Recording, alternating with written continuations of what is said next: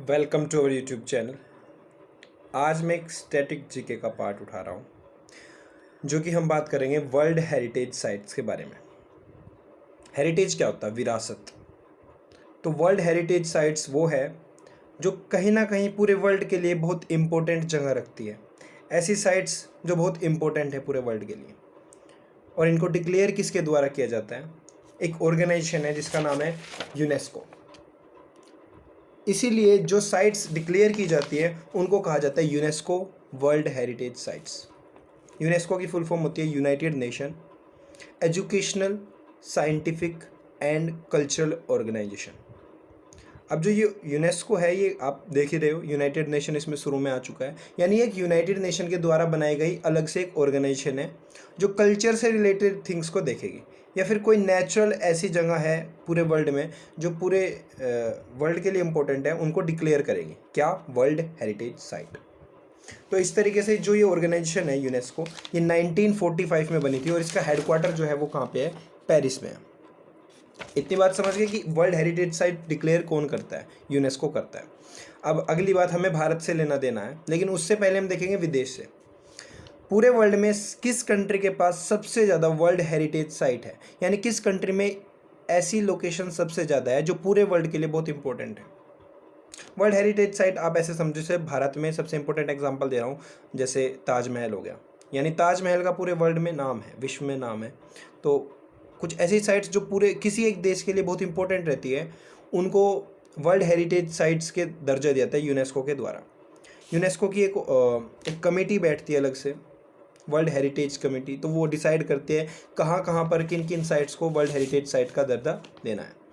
अब एक बात है, जो वर्ल्ड में है सबसे ज़्यादा वर्ल्ड हेरिटेज साइट इस टाइम, एक तो इटली और एक चाइना। इन दोनों के पास इस समय 55 वर्ल्ड हेरिटेज साइट्स है। समझ गए इतनी बात? अब आते हैं हम भारत के पास। भारत का नंबर पूरे विश्व में 6ठा नंबर है वर्ल्ड हेरिटेज साइट्स में। यानी यहाँ पर इनका, भारत का 6ठा नंबर है number of world heritage sites में। टोटल कितनी साइट्स हैं यहाँ पर? 38। तो अगर क्वेश्चन आए कहीं पे भी कि इंडिया में कितनी वर्ल्ड हेरिटेज साइट्स है, तो 38 वर्ल्ड हेरिटेज साइट है, और 6th नंबर है पूरे वर्ल्ड में इंडिया का। अब अगली बात, कुछ इंपॉर्टेंट फैक्ट्स पे बात कर लेते हैं कि ये 38 साइट्स होती कौन सी है। देखिए, यूनेस्को है वो 3 कैटेगरी में डिवाइड कर सकते हैं साइट्स को। पहली कैटेगरी है कल्चरल साइट्स, यानी जो कल्चर से रिलेटेड हो, जैसे कोई हिंदू टेम्पल है कहीं पे, या फिर किसी मुस्लिम के द्वारा कोई बनाई गई इमारत है, जैसे हमारी ताजमहल बनाई गई है।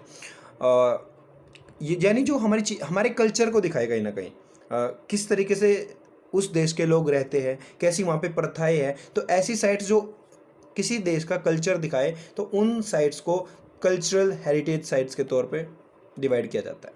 ठीक है। और जो दूसरी साइट्स है वो नेचुरल साइट्स है।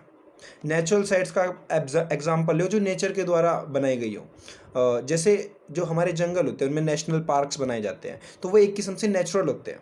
उनमें ऐसा नहीं है कि वो मैन मेड है। जैसे ताजमहल है वो बनाया गया है, ठीक है, लाल किला है वो बनाया गया है। लेकिन जो नेशनल पार्क्स है वो एक जंगली इलाका है, ऐसा नहीं है किसी ने उसका निर्माण किया है अपने आप। तो कुछ साइट्स ऐसी होती है जो नेचुरल होते हैं, जो नेचर ने फॉर्म किया है, तो उनको डिवाइड किया गया है नेचुरल कैटेगरी में। तो मैंने बताया कल्चरल साइट्स हो सकती है, नेचुरल साइट्स हो सकती है, और एक हो सकती है मिक्स्ड साइट्स, जो दोनों का मिक्सअप हो। यानी कहीं ना कहीं कुछ ह्यूमन बींग्स ने उसमें बदलाव किया है, और कुछ नेचुरल इंपॉर्टेंस भी है उस साइट का। तो ऐसे ही हम देखते हैं कि इस समय भारत में जो 38 है, उसमें से जो 30 है वो है कल्चरल साइट्स, 7 है हमारे पास नेचुरल साइट्स, और 1 है हमारी मिक्स्ड साइट। इतनी बात समझ गए? अब देखिए, ये फिजिबल नहीं है कि हम 30 की 30 हेरिटेज साइट्स जो कल्चरल है वो याद करें, इसलिए मैंने कुछ इंपॉर्टेंट्स निकाली है।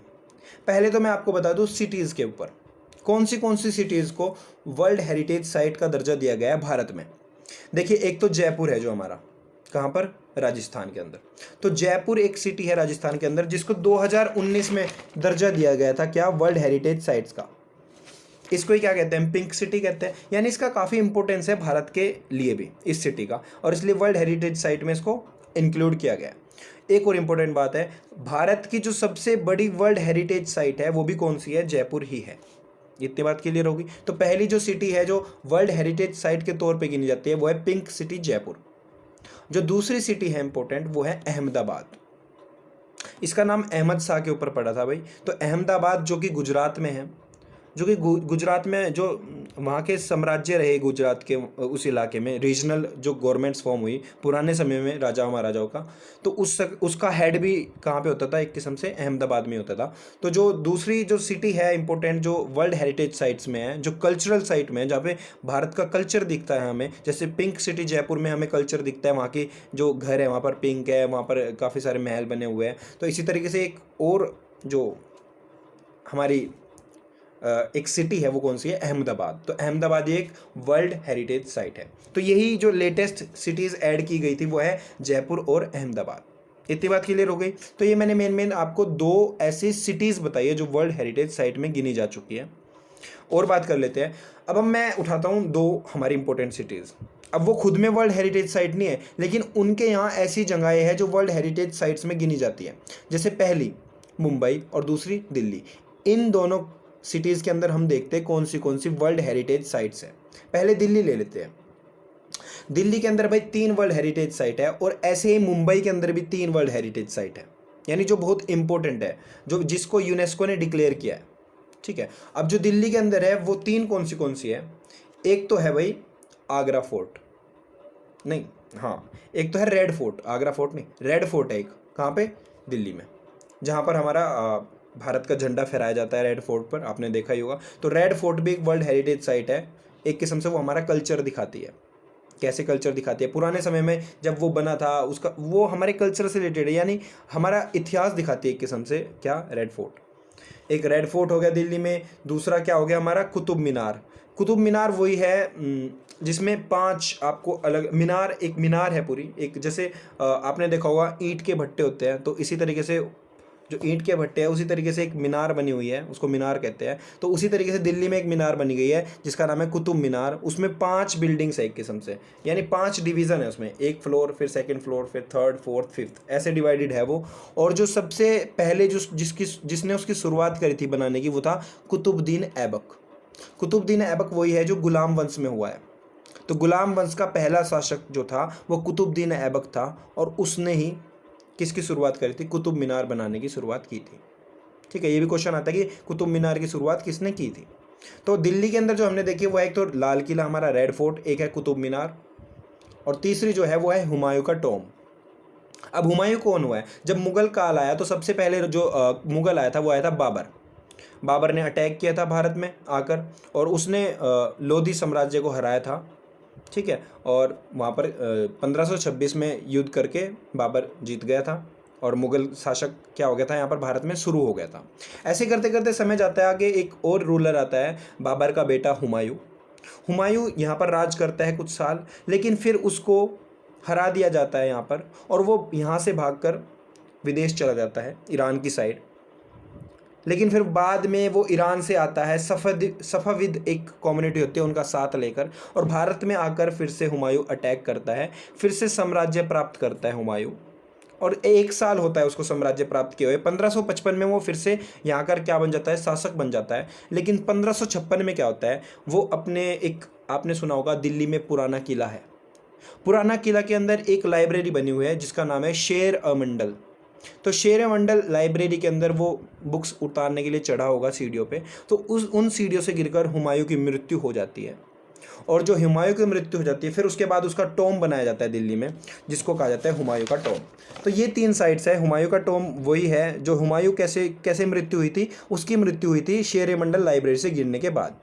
तो उसका भी टॉम कहाँ पर, दिल्ली में।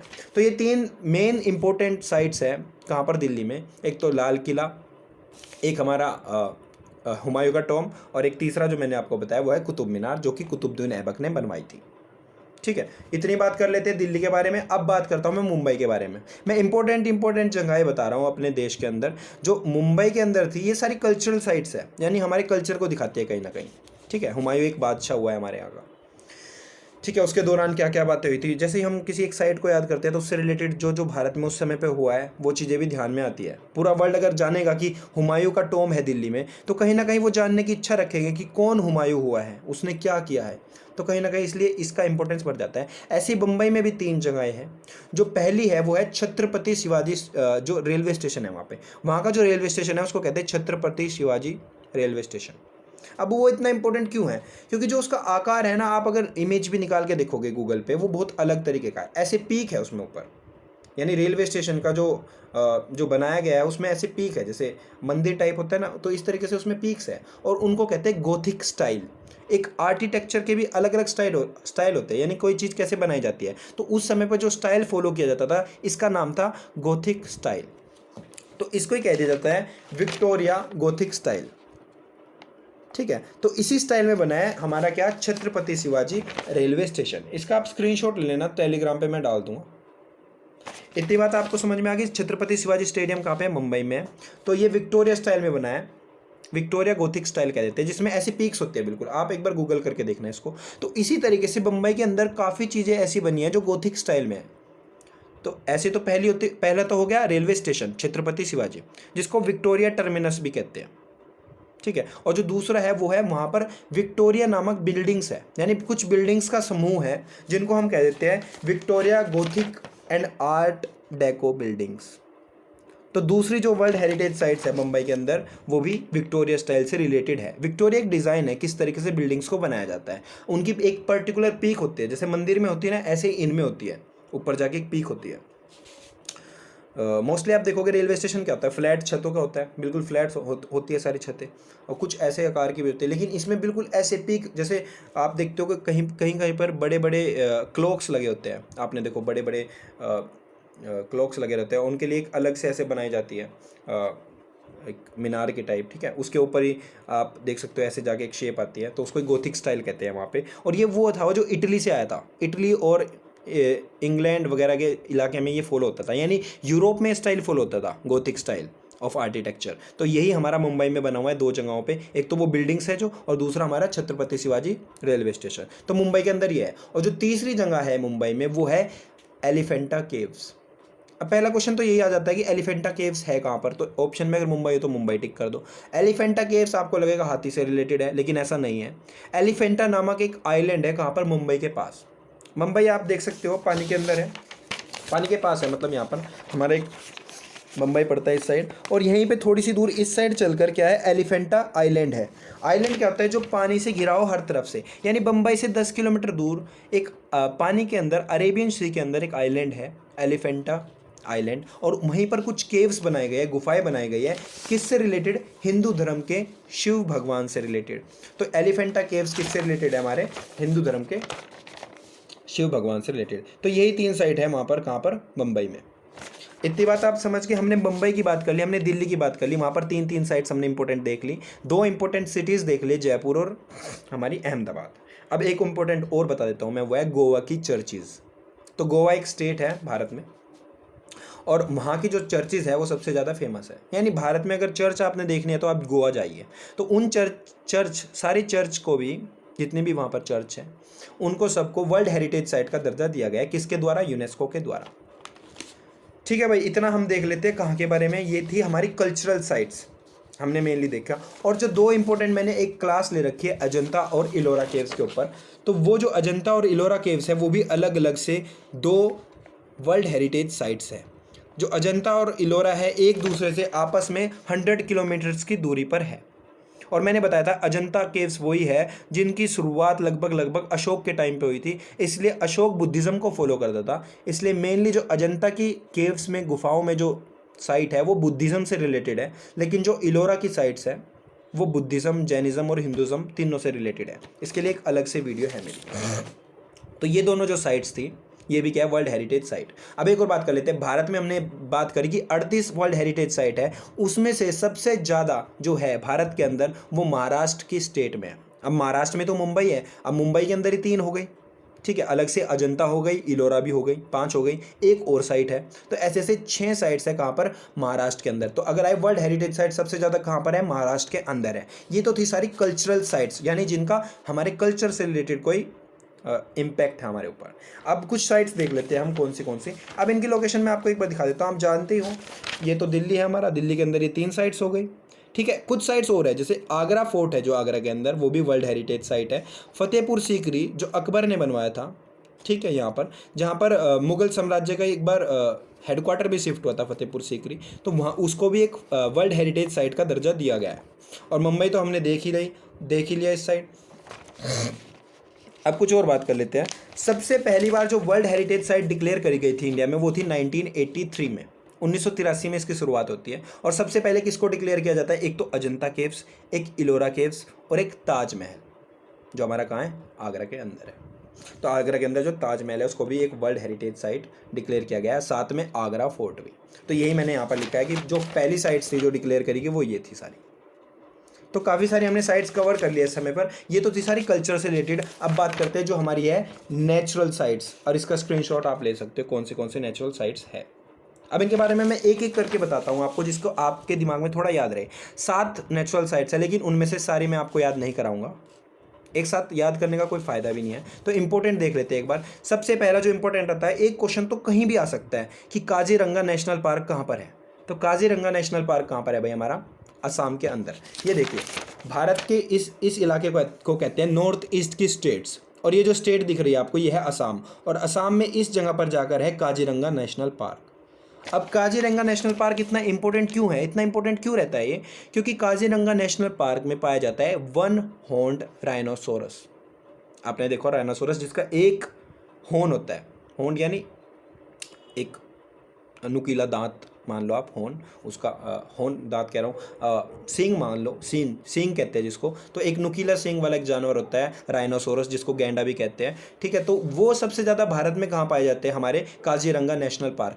वर्ल्ड में अगर 100 राइनासोरस है तो उसमें से लगभग 66 राइनासोरस यानी 2/3 कहाँ पर पाए जाते हैं? हमारे काजीरंगा नेशनल पार्क में। तो इसलिए काजीरंगा नेशनल पार्क भी एक हमारी नेचुरल साइट्स है, नेचुरल साइट्स में से एक साइट है जिसको वर्ल्ड हेरिटेज साइट का दर्जा दिया गया है। इसी के साथ साथ एक और नेशनल पार्क है जो असम में ही पड़ता है। नेशनल पार्क नहीं, एक वाइल्ड लाइफ सेंचुरी है जो असम में पड़ती है। वो कौन सी है? मानस। तो मानस वाइल्ड लाइफ सेंचुरी को भी एक वर्ल्ड हेरिटेज साइट दिया गया है। अब यहाँ मैंने वाइल्ड लाइफ सेंचुरी कहा है आपको, और एक तरफ नेशनल पार्क का है। तो नेशनल पार्क वो होते हैं जहाँ पे रिस्ट्रिक्शंस ज़्यादा हो, यानी वहाँ पर एंट्री अलाउड नहीं होती बाहरले पीपल की, यानी बाहर से आए हुए लोग वहाँ पर एंट्री नहीं कर सकते। कहाँ पर? नेशनल पार्क के अंदर। वहाँ पर आप ऐसा नहीं है कि जाके जंगल से पेड़ की लकड़ियाँ काट लो, या फिर आपकी एंट्री वहाँ पर वर्जित होती है, ठीक है। आपको अलाउड नहीं होता नेशनल पार्क में जाना, आपको परमिशन लेनी पड़ती है स्पेशली। लेकिन जो वाइल्ड लाइफ सेंचुरी होती है उनमें कम रिस्ट्रिक्शंस होती हैं, उनकी बाउंड्रीज भी फिक्स्ड नहीं होती, लेकिन नेशनल पार्क की बाउंड्रीज फिक्स्ड होती है। ये बहुत इंपॉर्टेंट डिफरेंस है। वाइल्ड लाइफ सेंचुरीज की बाउंड्री फिक्स्ड नहीं होती, वो दूर तक भी फैली हो सकती है। तो वाइल्ड लाइफ सेंचुरी कौन सी है? मानस। और जो नेशनल पार्क है वो कौन सा है? काजीरंगा। अब एक और नेशनल पार्क जब बात चली है, ये सारी नेचुरल साइट्स है। एक और है हमारी सुंदरबन नेशनल पार्क। अब ये इस इलाके में पड़ता है, यहाँ पर वेस्ट बंगाल है और यहाँ पे बांग्लादेश है। इन दोनों को कवर करते हुए यहाँ पर पड़ते हैं। आपको पता ही है भारत से इधर से आती है गंगा नदी, और इधर से आती है क्या? ब्रह्मपुत्रा नदी आती है ऐसे। तो दोनों मिलती है, गंगा और ब्रह्मपुत्रा यहाँ पर आती है। कहाँ पर? सुंदरबन का डेल्टा बनता है। अब डेल्टा क्या होता है कि नदियाँ अपने साथ मिट्टी को बहा कर लाती है, उस जो मिट्टी आकर नदियों के साथ वहाँ पर जम जाती है, बस जाती है, उसको डेल्टा कहते हैं। तो ऐसे ही सुंदरबन का डेल्टा है कहाँ पर? वेस्ट बंगाल और बंगाल में, ठीक है, वेस्ट बंगाल में और बांग्लादेश में, इन दोनों की बाउंड्री पर। और वहीं पर एक नेशनल पार्क है, राष्ट्रीय उद्यान कह लो जिसको। नेशनल पार्क क्या होता है? राष्ट्रीय उद्यान। और वाइल्ड लाइफ सेंचुरी क्या होता है? वन्य जीव अभ्यारण्य। तो राष्ट्रीय उद्यान जो हमारा कौन सा है? सुंदरबन है, वो कहाँ पर है? वेस्ट बंगाल के यहाँ पर। तो इसको भी एक वर्ल्ड हेरिटेज साइट का दर्जा दिया गया है। अब ये इंपॉर्टेंट क्यों है? क्योंकि मैनग्रोव्स एक टाइप ऑफ ट्री होता है, मैनग्रोव के फॉरेस्ट होते हैं, ठीक है। वो सबसे ज़्यादा भारत में कहाँ पे है? मैनग्रोव की अगर बात आए, कहीं पे भी क्वेश्चन आ जाए तो एकदम से आंसर देना आप सुंदरबन। तो सुंदरबन में सबसे ज़्यादा मैनग्रोव्स पाए जाते हैं। तो यही थी वर्ल्ड हेरिटेज साइट में जो नेचुरल साइट्स थी इंपॉर्टेंट। और साथ में एक और है हमारा, देखिए भारत की ये बाउंड्री है, इसको हम कहते हैं ईस्ट और इसको कहते हैं वेस्ट। तो यहाँ पर कुछ घाट्स है, यहाँ पर इस बाउंड्री पे भारत की घाट्स है, उन घाट को कहते हैं वेस्टर्न घाट्स। और इस बाउंड्री पे है कुछ घाट्स, उनको कहते हैं ईस्टर्न घाट्स। घाट्स यानी पहाड़ियाँ नुमा है थोड़े यहाँ पर। तो जो वेस्टर्न घाट्स हैं उनको भी वर्ल्ड हेरिटेज साइट का दर्जा दिया गया है। अब देखिए वो हमारे कल्चर को नहीं बताते, वो नेचुरल साइट्स है, इसलिए उनको नेचुरल साइट्स के अंदर गिना जाता है। तो इसी तरीके से ये हो गई। और ऐसे एक और नेशनल पार्क है, great Himalayas national park in Himachal Pradesh. तो ये थी हमारी सारी नेचुरल साइट्स में। अब एक जो इंपॉर्टेंट है, जो हमारी मिक्स्ड कैटेगरी में आती है, जो हमारे कल्चर को भी दिखाती है, जो हमारे कल्चर और दोनों नेचर को दोनों को दिखाती है, वो है कंचनजंगा नेशनल पार्क। अब यहाँ से कई क्वेश्चन निकल के आते हैं। एक तो है भारत की सबसे ऊंची पीक कौन सी है? तो आंसर होगा कंचनजंगा। अब कंचनजंगा कहाँ पड़ता है, ये देखिए यहाँ पर है सिक्किम, ये स्टेट सिक्किम है और यहीं पे एक पीक पड़ती है इसके अंदर, सिक्किम के अंदर, उसको कहते हैं कंचनजंगा पीक। तो कंचनजंगा पीक भारत की सबसे ऊंची पीक है, याद कर लो आप ये बात। और वहीं पे एक नेशनल पार्क बना हुआ है, उसको कहते हैं कंचनजंगा नेशनल पार्क, जो कि एक वर्ल्ड हेरिटेज साइट है। अब एक और बात कर लेते हैं कि ये भारत की तो टॉलेस्ट पीक है, लेकिन वर्ल्ड की थर्ड टॉलेस्ट है, यानी वर्ल्ड की तीसरे नंबर की है। वर्ल्ड की पहले नंबर की कौन सी है, माउंट एवरेस्ट, और सेकंड नंबर की कौन सी है, K2। अब K2 कहाँ लाई करता है, K2 लाई तो करता है भारत के मैप के अंदर ही, यहाँ पर, ठीक है, जम्मू एंड कश्मीर के पास ही, लेकिन एक्चुअली वो जो इलाका है जहाँ पर वो लाई करता है, वो इस समय पर पाकिस्तान ने ऑक्यूपाई कर रखा है, ये वाला इलाका, इस साइड का जो इलाका है पाकिस्तान ऑक्यूपाइड कश्मीर है, तो वहीं पर लाई करता है हमारा K2 पीक। इसलिए K2 को भारत की हाईएस्ट पीक नहीं कहा जाता, क्योंकि भले ही वो भारत के मैप में यहाँ पर लाई करता हो, लेकिन उस इलाके पर कब्जा किसका है, पाकिस्तान का। तो इसलिए अगर आए भारत की टॉलेस्ट पीक कौन सी है, तो वो है कंचनजंगा इन सिक्किम। तो यही था कंचनजंगा नेशनल पार्क। अब ये कंचनजंगा नेशनल पार्क है, ये सिक्किम के 25% एरिया को कवर करता है। तो भाई यही आज मैंने आपको कवर करने की कोशिश की है, तो आप इसका स्क्रीनशॉट ले लो। टेलीग्राम अगर आप फॉलो करते हो हमारा, तो उस पर आप जाके हमारी जो नोट्स की फ़ोटोज़ ले सकते हो। तो भैया अगर आपको सही लगे तो इसको लाइक करो, अपने फ्रेंड्स के साथ शेयर करो, और द हिंदू में मैं फिर से शुरू करूँगा। Thank you.